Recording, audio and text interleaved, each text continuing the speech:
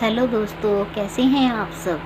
आशा करती हूँ कि आप सब बिल्कुल ठीक ठाक होंगे। मैं आपकी दोस्त आज एक और नई कथा लेकर आई हूँ।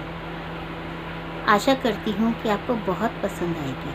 अगर आपको पसंद आए तो एक लाइक, सब्सक्राइब और शेयर ज़रूर कर दीजिएगा और साथ ही में बेल आइकन का बटन दबाकर ऑल में क्लिक कर दीजिएगा। तो चलिए अपनी कहानी शुरू करते हैं।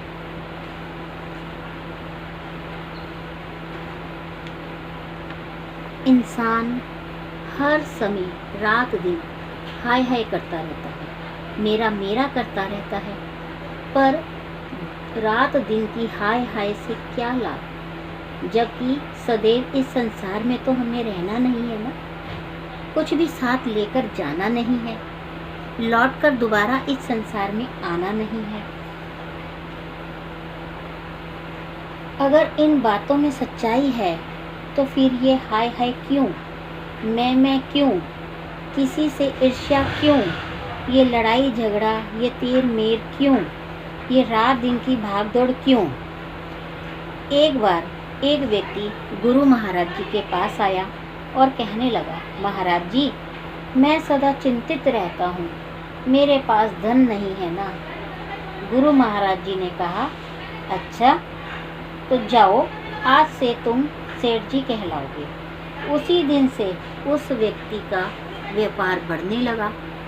उस व्यक्ति के पास इतना धन आया, इतना धन आया, इतना धन आया कि लोग उसे सेठ जी कहने लगे। पर इतना पैसा आने पर भी वह व्यक्ति चिंतित रहता था। एक बार फिर वह व्यक्ति सत्संग में गया। वहाँ गुरु महाराज जी शिव चर्चा कर रहे थे, लोक परलोक का महत्व समझा रहे थे, सत्य मार्ग की राह बता रहे थे। तभी महाराज जी की नज़र सेठ पर पड़ी। वो सेठ महाराज जी के पास आया।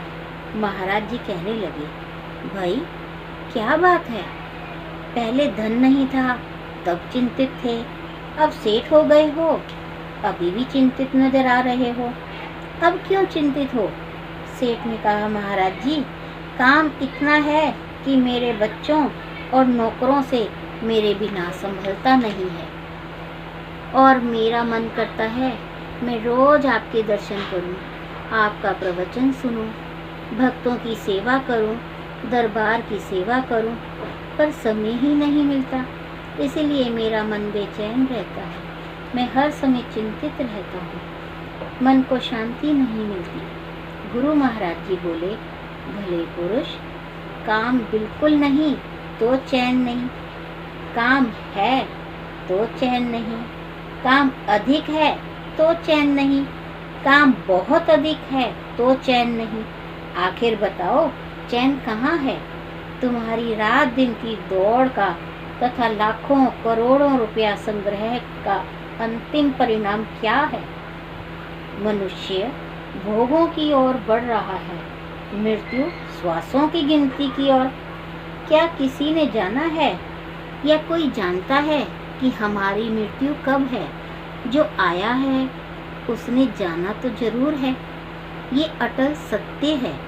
इसीलिए कहा गया है, यदि आपको सच्चा सुख चाहिए तो समय रहते उस परम पिता परमात्मा की आराधना करो, गुरु चरणों में ध्यान लगाओ, गरीब निर्धन की सुनो, जितना हो सके उसे सुख दो, गरीब को रोटी दो, तन ढकने के लिए कपड़ा दो, किसी से नफरत ना करो, किसी के सुख को देखकर दुखी मत हो, फिर देखो तुम्हें कितना सुख मिलता है।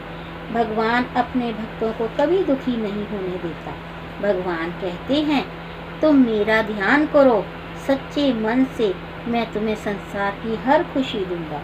जैसे माता पिता अपने बच्चों को हर मुसीबत से, हर दुख से बचाते हैं, अपने बच्चों को किसी चीज़ की कमी नहीं आने देते, इसी प्रकार गुरु महाराज जी भी अपने भक्तों को किसी चीज़ की कमी नहीं आने देते। इसीलिए कहते हैं कि रात दिन की जो भाग दौड़ आप धन कमाने में लगे रहते हैं, वो जरा भगवान के चरणों में लगा कर तो देखो, फिर तुम्हें किसी चीज़ की कमी नहीं आएगी।